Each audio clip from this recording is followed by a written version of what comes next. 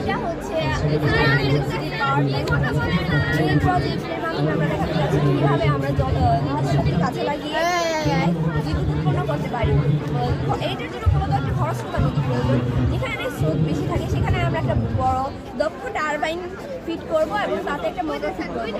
স্রোতের কারণে মোটরটা মানে টারবাইনটা ঘুরবে এবং মোটরটাও ঘুরবে, সেখান থেকে বিদ্যুৎ জেনারেট হবে এবং তা আমরা সাপ্লাই দিতে পারবো। কিন্তু যখন গ্রীষ্মকালে অতিরিক্ত গরমে পানির স্রোত কমে যায় তখন বাঁধের মধ্যে যে আটকে রাখা পানি সেটা বাঁধ খুলে দেওয়া হয় যাতে পানিটা গিয়ে কৃত্রিম একটা স্রোত তৈরি করে।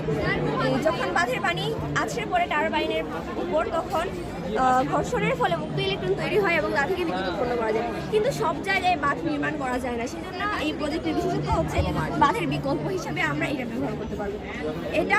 এটা ব্যবহারের মাধ্যমে আমরা আমাদের বাঁধ ভেঙে যে বন্যার প্রবণতাটা বাড়ে সেটা হবে না। আমরা একটা নদীতে টারবাইন ফিট করবো, সেখান থেকে কিছুটা দূরে একটা দেখানো যাবে। এটা মূলত পানিতে ঘুরবে কিন্তু এখানে ব্যাটারি সাহায্যে ঘুরে দেখানো হচ্ছে। হ্যাঁ,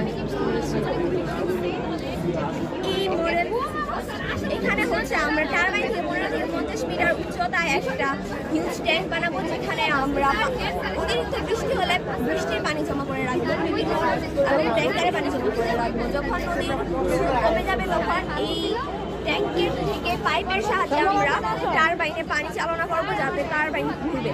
এটা অনেক কিছু থেকে ফেলতে হবে যাতে টারবাইনটা জোরে ঘুরে এবং বেশি বিদ্যুৎ উৎপন্ন। এটা হচ্ছে আমাদের প্রজেক্টের বিশেষত্ব।